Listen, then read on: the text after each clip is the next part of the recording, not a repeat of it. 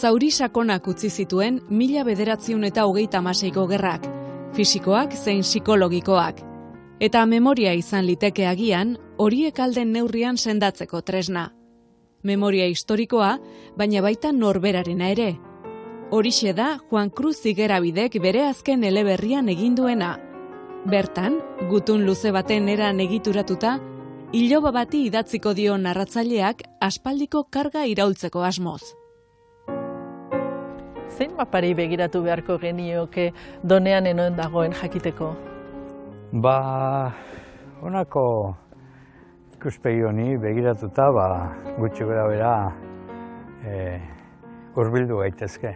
Nik txikitako geografia bat daukat buruan, nire herria, jaioterria, baina noski leku hori erabili dut leku literario bat sortzeko.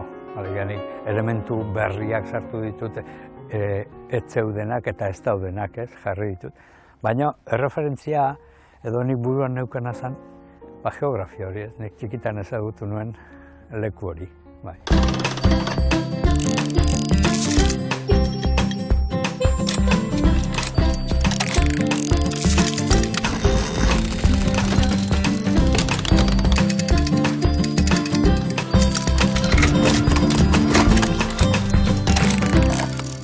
Filologoa, irakasle erretiratua, eta literaturari dagokionez arlo guztiak jorratu dituzu, zein duzu gustukoena?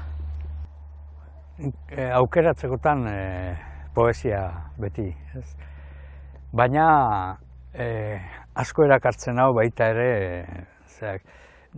barne beharrak garapen handiagoa eskatzen didanean, edo eskatzen dit ipuina, eskatzen dit novela, edo saiakera, ez dut asko egin hori, baita ere ez, beharran arabera pixka bat, baina lehen bulkoa edo lehen ateratzen zaidana poesia da. Eta irakurketari dagokionez, ze genero irakurtzen duzu maizen edo aukeratzen duzu? Baita ere poesia irakurtzen dut maizen, baina ez luzeen. Poesiak labur irakurtzen ditut, 10 minutu, ordu laurden bat, eta gero novela noski hartuta bukatu arte pakeik ez dut izaten, ez? Eta saiakerakin ere berdin gertatzen zait. Normalean saiakera garrapatzen banau bukatu arte ez dut uzten. Eta poesia berriz mokoka, baina maizago. Proiektu literario bati ekiteko orduan zer da garrantzitsuena? Estiloa, narrazioa, pertsonaiak?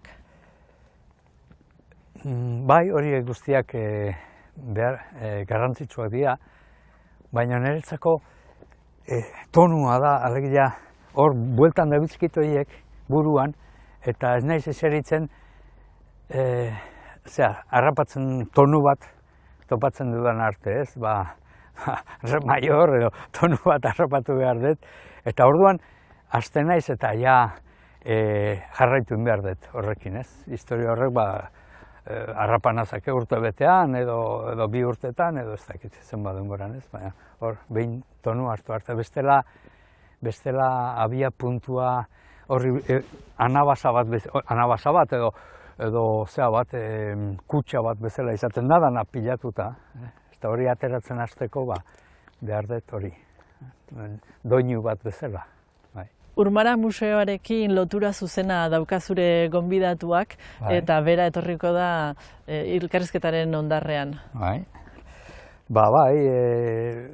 Urmara niretzako aspalditik ezagutzen dut, eta Kodobika lehenagotik, eta konexio handia izan dugu beti, ez? Baina Urmararen planteamentua liluratuta nauka, eta orduan kolaboratzen dut aldedan guztietan, etortzen naiz egiten diren gauzetara, eta gainera egiten ditugu ekintzak guk ere, ez?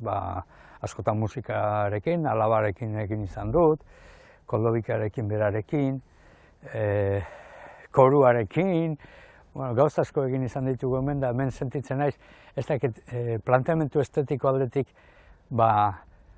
ni momentu honetan erakartzen nauen gauza potentenetako bat da, ez?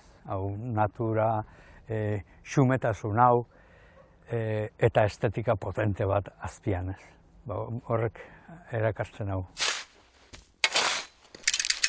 Gorpuak Doneaneko sailetan lurperatzeko agindua eman zuen txapelokerren buruak. Beste laido bat gehiago etxe hartakoen kontra. 36ko gerraren estandak ematen dio hasiera liburuari, badatozela Nafarrak esaldiarekin edo oihuarekin nahi baldin bada, anaien arteko gerra izan zenaren adibidea. Bai, nobelaren abiapuntua hortxe dago,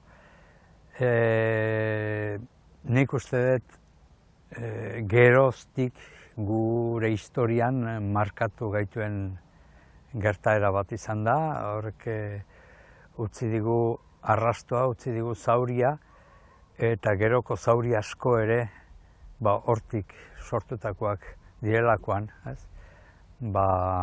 nire pertsonaiak zauri horrekin garatuko dira, zauri horrekin bizi izango dira. Gerra hura trauma bat izan baitzen belaunaldi askorentzat eta haren hots motelduak iritsi baldin zaizkigu ere horrek ez du esan nahi desagertu direnik. Ez, hasteko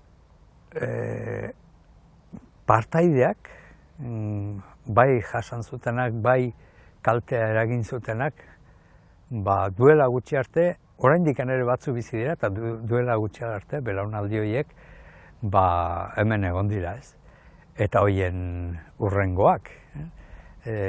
Ni urrengo belaunaldikoa naiz, eta oso garbi eduki dut, zauri hori eta trauma horren bizipen hori, ez?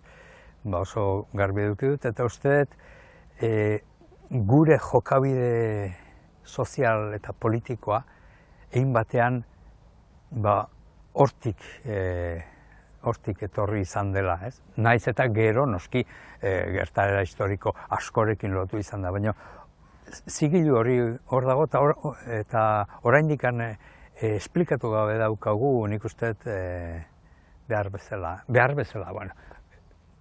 gauza asko dago esplikatzeko. Ari asko ateratzen dira hortik eta orduan ari horiek erronka dira idazle batentzat. Zauria eleberri honetan bezala gerraren hasieran hasi zen eta indarkeri horren garrastasuna azaltzeko mitologia erabili duzu. Bai, liburu honek dauka alde bat narratiboa gertaerak zera kontatzen dira. Pertsonaiak egoera historiko eta sozial batean kokatzen dira, baina badu alde simboliko bat ere, edo jarri nahi izan dut, alde simboliko bat liburuan zehar. Eta hor, mitologiak hartzen du adierazpen indar bat, mitologiak eta erreferentzia literarioek jokatzen dute simbolo gisa. Eta eszena batzuk simbolikoagoak dira, gertaeren kontakizuna baino indarra handia, simboliko handiagoa dute, adibidez, danborra joaraztea eta gehiago ez du musika uzten du ume horrek, edo ospitalean bi belaunaldi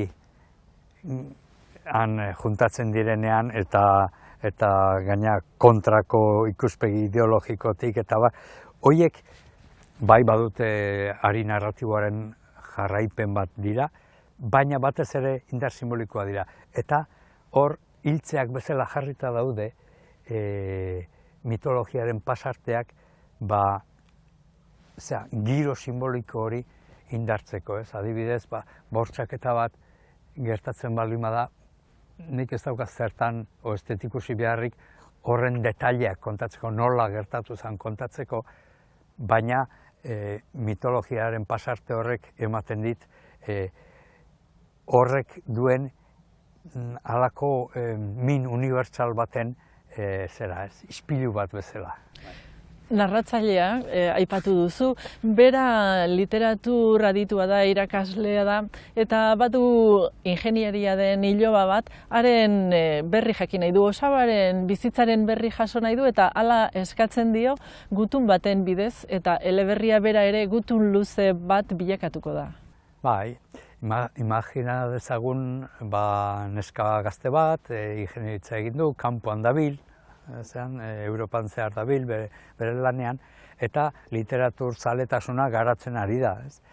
Eta asko irakurri duela ematen du, eta orduan bere osabaren alde hori pixka bat idealizatu egiten du, eta idazten dio osabari gehiago jakin nahirik eta bar, eta orduan osabaren erantzuna bada erabat garratza baino gehiago esanez, zuk egin duzun irudia ez da benetakoa, eta gaina kontatu ingo dizut zer nolakoa naizen da, zer izan den nire bizitza.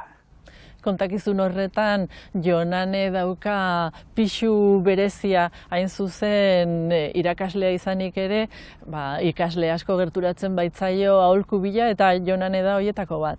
Bai, Jonane poema liburu bat atera du,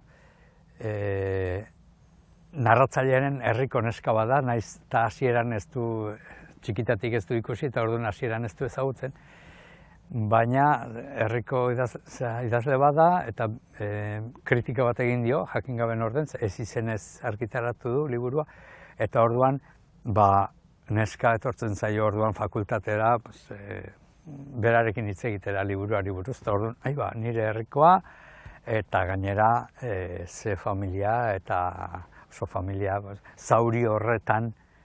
Hain zuzen Doneaneko alaba da, ezta? Doneaneko alaba. Hori da. Orduan hor sortzen da tramaren nolabait desbideratze handi bat, ze narratzailearen bizitza eraldatzen hasten da. Berak nahi gabe kontra ere ez dakite kontra egiten du, baina orduan eraldatzen hasten da eta bere izaeraren alde eskutu batzuk agertzen hasten dira, harreman horren arian.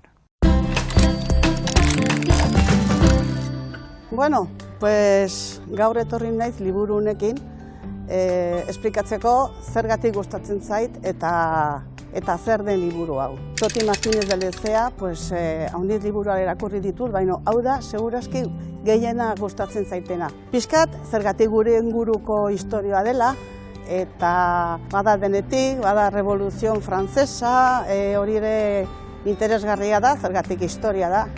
Eta zer gertatu zen Saran, Baionan, Zamurdin, Beran, toki guztietan ibili da historia hau. Eta toti da gainera, gauzak aski politak, erresak, baditu amodioak, badu denetik liburu hau. Eta, disfrutatu dut haunditz erakurtzen, eta berriz ere hasi naiz, hasi irakurrizazue liburu hau, zergatik super polita da. Gezurlanga aipatzen duzu eleberriaren hasieran, eta baita barruko zenbait horrietan ere zer adierazteko? Bai, gezurlanga bat da nolabaite fikzioaren abiapuntu bat izan daiteke, gezurlanga bat, alegia bizitza esplikatzeko, azkenean montatzen duguna ez da egia, gure egia da. Azkenean gezurlanga batetik begiratzen diogu bizitzari, guk eraiki dugun langa batetik, eta nolabait horti begiratzen diogu. Eta gero badude moduak langaren azpitik pasatzeko, batzutan pasatzen gara langaren azpitik, horiek dira pixka bat literaturaren esplikazio marginalak, arrastotik ateratzeak, eta horiek guztiak novelan nik uste nahiko garbi agertzen direnak, pertsonai mota askoren bitartez, gezurlangaren azpitik pasa, gainetik berak ez du ikusten jauzi egiteko indarrik edo ez dauka sendotasun ideologiko, filosofiko bat, baina azpitik egiten, bere trampatxoekin. Barkazio eta zigorra dira eleberri honetako ariak memoriarekin lotutakoak? Bai, zigorra berekin daramate. hasieratik, zigorra, zauria, eta gero badago pertsonengan naturala den mendeku egarri bat, eta badago azkenean, naiz ironikoa izan da, naiz gauza askotan ez sinistu, badago etika bat. Eta pertsonaiak iaia nahi gabe etika bat erakusten du. Horregatik ez du mendekua hartuko eta horregatik ez du mendekua bideratuko. Ispilua jarriko ditu jendearen aurrean bere burua ikus dezaten. Orduan, eta askotan ikusten da, berak uste du jendeak gorroto duela eta bat izango da, baina berak daukan irudia unibertsitatean eta gero hango beste irakasle protagonista bat, Pinpilin Pausa agertzen denen, ikusten duzu ez dela benetako irudia, behintzat besteek daukaten irudia, ez datorrela bat narratzaileak bere buruaz daukanarekin ez da hain gorrotagarria nunbait. Orduan, hor jokoiek dira, nolabaiteko etika natural bat edo erakusten dutenak, bere eskortasunean, bere ironian, azkenean jokabideetan erakusten du baduela bihotz zabaltasun bat eta... Hasieratik pentsatuta zenuenatik liburu bihurtu arte, zertan aldatu da eleberria, zertan osatu da edo ze bidea eraman du? Hasieran hirugarren pertsonan hasi nintzen. Eta hasi nintzen pasarte batzuk oso garbi neuzkan eta horiek kontatzen. Eta gero konturatu nintzen, hemen protagonistari eman behar diot. Hitza. Eta narratzaile bat sortu behar dut. Badakigu sortzen dugun narratzailea beti beste badela, naiz hirugarren pertsonan kontatu, baina ez hain objektiboa. Nahi dut berak hori bizi izan duenak kontatzea. Eta nora naraman. Gauza asko ja esanak neuzkan, baina aldarazi egin zizkidan, tonu eta foku hori aukeratzeak, baina aldarazi egin zizkidan. Horrek eman zidan lan puxkat, baina bestalde batetik, idazle bat entzat, holako esperimentua gozamen hutsa dira ez. Batzutan alde batera utzi behar dira, baina kasu honetan indarra. Batzutan ez zaituzte inora eramaten da, orduan novela hor geratzen da erdi eginean. Oraingo honetan bukaeraraino iristeko bidea topatu nuen. Bintxinetako bat izango itzatzeke Kakuzo Kakuraren The Book of Tea, tearen liburua, deituriko liburu bat. Tearen inguruan idatzitako liburua da, japoniar batek idatzia 20. mende hasieran, eta kuriosoa alde batetik tearen inguruan izantea baino gehiago da japoniar estetika eta pentsamoldearen inguruko liburu bat, ez? Eta bestaletik dalako japoniar batek mendebaldeko munduari idatzitako liburu bat bere kulturaren inguruan, eta hori ez da oso bereziki oso arrunta, ez?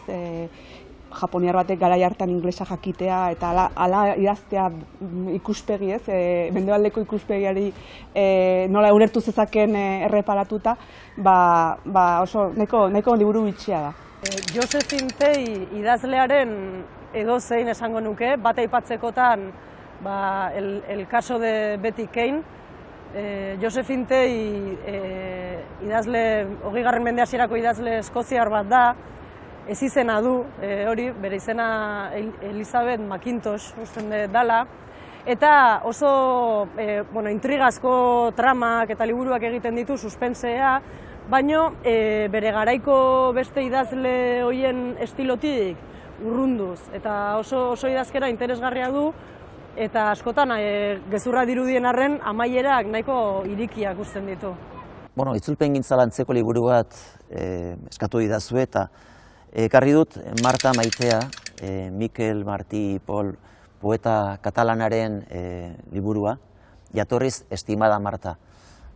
Jose Mari Zorain leitzarrak ekarri zuen euskarara. Liburu hau poeta katalanaren zat mugarri izan zen, eta ospe berezia eman zion, handik aurrera askoz ezagunagoa izan zen, lehenagotik idatzia bazuen ere.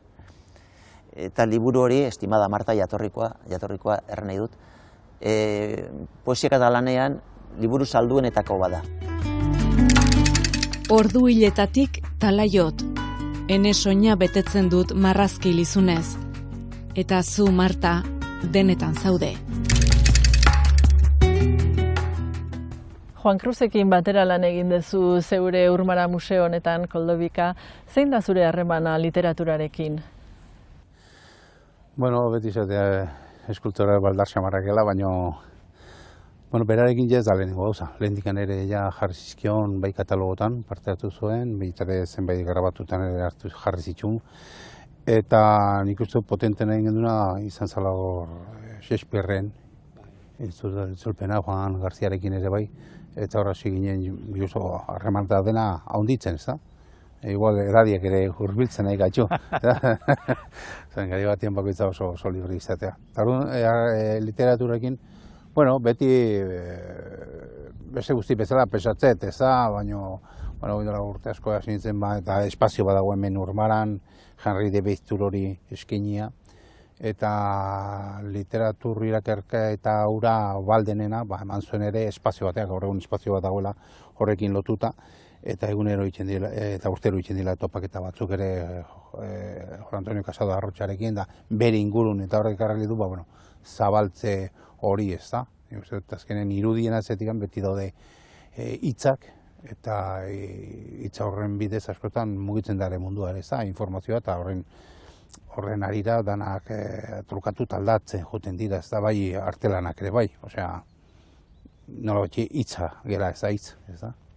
Bai, gero ingurua ikusten da, ingurua eskulturaz beteri dago, ingurua bera, natura bera eskultura gisa ikusten da hemen, eskultura natural gisa, eta artea naturan txartatzen da hemen, ez? Eta orduan hortik ateratzen dira hitzak, poesia asko entzuten da hemen, eta musika. Bai, esperimentuak egiten dira, azken garaikideak eta bar. Zuk zeuk ere antolatu izan dituzu horrelako ekitaldiak hemen? Bai, ibili izan gara, musikarekin, hitzarekin eta irudiarekin txartatzen, erakusketekin. Lehengo urtean egin genuen Igintza Kloe Argusekin lehioi buruzko erakusketa eta poesia. Horrela aurten koruarekin egin dugu, manaldi bat, Koldobikak efimero bat egin zuen, korua kantatu zituen pieza batzuk, eta nik loturak egin dituen testu batzuen bidez, eta orduan azkenean bizipen artistikoak modu oso xumean, baina indar izugarri hartzen du, indar teluriko izugarri hartzen du hemen, ez? Horre guztiak. Eta gero, gure harremana, nik uste estetik aldetik nik oso gertu sentitzen naiz Koldobikaren gandik. Eta orduan, hori ikusten da, hasieran egin genituen lanetan, elkarrekin egin genituen. Eta gero, naiz eta oso gauza desberdinak izan eta badago zerbait. Eta sensibilidade bat dela uste dut, eta sensibilidade oso natural bat, oso alkitzakoa eta oso adunakoa, azken batean. Ni batzen dut, azkeneko eskatu nizkion gauza lan bat eta azaldu ez dana, baina gure sekarretu da. Dantza filmearen, esan hau herri bada, baina herri horrek ere behar du historio bat, bere mitoa, bere gauzak, eta berak idatzi zuen. Eta mai gainean daukat, eta nondikan hasi ausartu ari irudiak jartzen, baina, da gauza horietako raro bat, hor dagoena, da, hitzein duzuen mitologiaz, eta mitologiaz beteri dagoen dantza herri hori nolakoa dandana.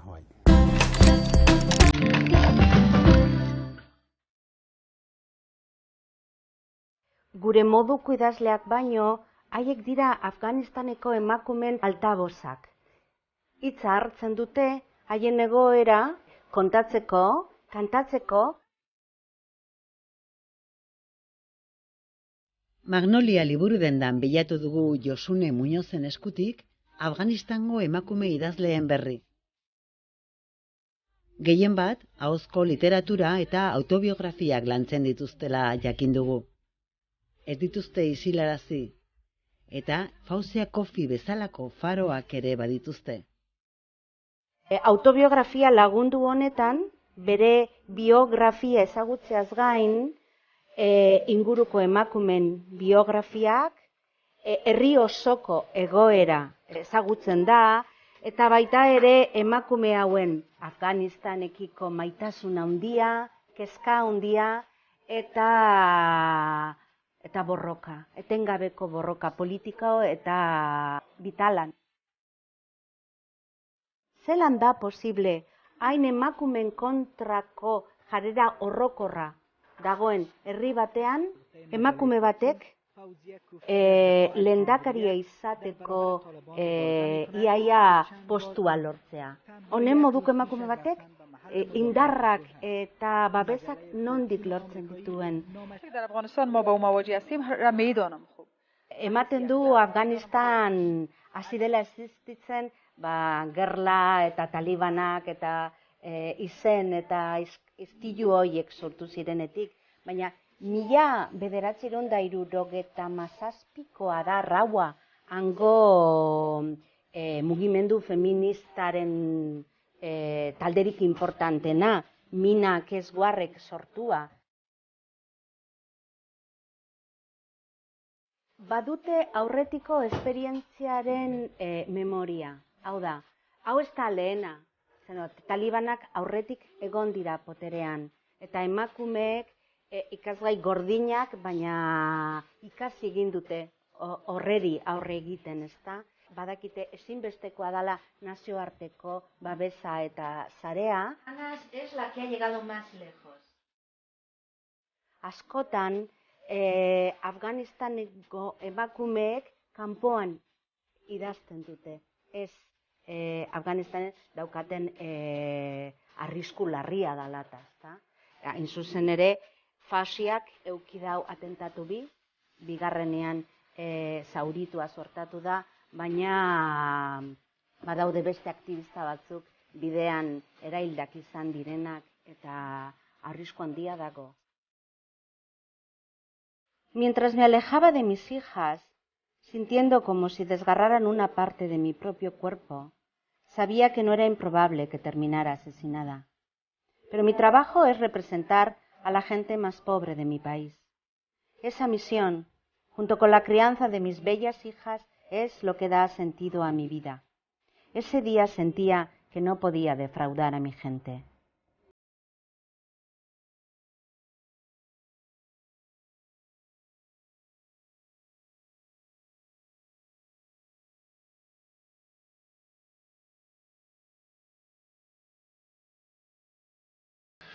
Liburu honi egin zenizkiola ilustrazioak, zerrek erakarri zintuen liburu honetatik? Da pixka bateko saldi horiek bezala, ez da? Eta nik osatzen, hau lana egiteko modu bat da, ez da? Besola hori bateko betatzen bezala aforismo dinak, hori forma batean, ez da? Ez egita aforismoa nik uste oso kreatiboa dela, puntostan, eta hortik anabiatu zen, batean, ez da, burua utziko eta hor sarreran, nahi gainean, eta hasiko naiz zerbait sortzen, ez da, nola da, beti nahi izan nahi zen itun irudioik, nola gauzatzea eta formatea eta osatzen jotea bere dago hor kontra, beha irakurri hitzatikan formara eta hori da netzako interesantea. Zenbotako lanarekin lotuko zenuke eleberri hau? Bueno, nik uste dut gauza asko aipatu ditu bera eta orduan idea bat, irudi bat pixka bilean nengoen, eta nik pentsatzen dut basoarekin lotuta dagoen irudi badela. Askotan jendea, etortzen da jendea, ezagutzen dudana eta jende ezberdina, eta batean abiatzen geha demendikan da sartzen geha basoan. Basoa izan daiteke mundu bat bezala, oso hurbil dago, kondairetikan, zen basoa geldirik dago, izan du ikusi, du baso hortatikan goaz, kondairak, mitologiak, sinismenak, mendetan zehar horregon dira. Eta gu barrundikan goaz, eta ez dugu elkar ezagutzen, eta isiltasun hortan goaz, eta bakoitza bere munduan, bere irudikin, ez da, txuri beltz dan ia mundu hortan, dana itzaldargi zartan, eta batean, jodetzagun sartzen dela eguzkizpi bat barruan kolpe batez, eta momentu hortan, danak utzi egiten digu gure pentsamentuei, eta hor biltzegea, eta ua bat momentu batez, zune batez ikusten dugu. Ez da, ua da, gertakizuna izan dela, eta hortik hasten da, lehenengoko gure erlazioa. Gero berriro joango gara, eta bakoitzak bere mundua eramango du barruan, baina era berean ere, eramango du gertakizun berri bat. Beste batzuekin, momentu artean ezagutzen dituen beste batzuekin izanako gertakizun berri bat. Eta nik uste dut, nezako hori dela pixka bat gertatzen dena, ez da? Da, mundu berri bat nola sortzen da, eta baina ni iruditan, hori langarena gustatu ez zait gezur langata, hori kopiatu ino jate. Basoarena oso interesantea da irudia, azken batean, historiaren basora garamatza nobelak, naiz